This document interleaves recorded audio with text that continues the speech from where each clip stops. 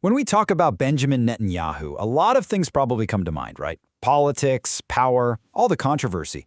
But there's this whole other narrative that's always bubbling under the surface, one about this huge, almost unbelievable amount of wealth. Well, today, we're going to cut through all that noise and get to the real story.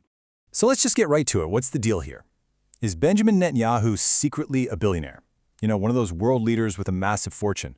Or is the reality something a lot more ordinary? Is he just a career politician whose finances are actually pretty conventional? Okay, let's dive in and see what the evidence actually says. All right, to really understand the full picture, we've got to go back in time. We need to figure out what his financial situation looked like before his really long run as prime minister. Establishing this baseline, this starting point, is absolutely crucial. And here it is. This is our number. If you look at the estimates from around 2010 to 2015, Netanyahu was already a pretty wealthy guy. We're talking about a net worth of around $11 million. So the big takeaway here is that he didn't start from scratch. He was already a millionaire when he stepped into that long-term premiership. So you might be asking, where did that first $11 million come from?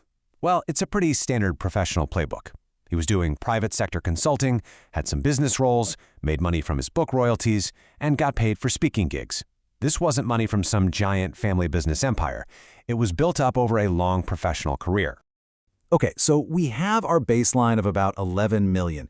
The big question is, what happened next? During all those years he was in office as prime minister, did his wealth just explode like some of the rumors claim? Let's track the change and see. You know, what's really fascinating here is what this chart doesn't show. Take a look. His net worth went from about $11 million to roughly $13 million. I mean, sure, that's an increase, but it's pretty modest. It's definitely not the kind of explosive, off-the-charts growth you might expect if a leader was really cashing in on their power. So what explains this pretty stable financial picture? Well, the sources we can actually document are pretty straightforward. You've got his salary as prime minister, money that keeps coming in from his books and speaking fees, and, of course, his real estate holdings, like his well-known villa in Caesarea. These are all things we can point to. They're verifiable, public sources of income. But of course, that's not the whole story you hear out there, is it? This is where things get a little messy, and we really have to work to separate the hard, documented facts from all the rumors and allegations that are swirling around. So on one side, you have these claims that go viral on social media talking about hidden billions tucked away in offshore accounts. But then when you go and look for the evidence from credible places, Forbes, official financial disclosures, serious investigative reports, what do you find? Nothing. The proof just isn't there. It's a huge gap between the claim and the reality. Now, this is different. These aren't just rumors. These are the actual official corruption charges he's facing.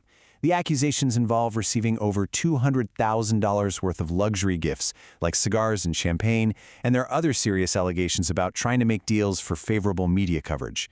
But, and this is super important to remember, he denies all of it, and the legal battle is still playing out in court. Okay, so we've looked at where he started, what the official numbers show, the wild rumors, and the very real allegations. So after all that, what's the final verdict? Let's put all the pieces together and see what the evidence really shows. So let's just lay it all out one more time.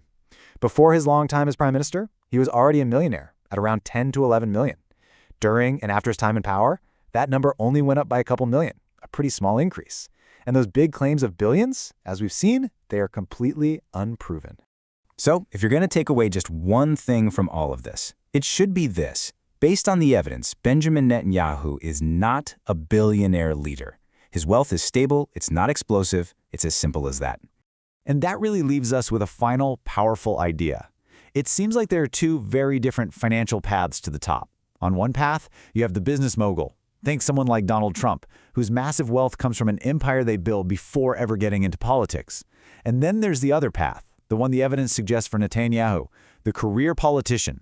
Their assets are much more modest, built up slowly over a lifetime of professional and public work. And understanding that difference, well, that's the key to the real story of his wealth.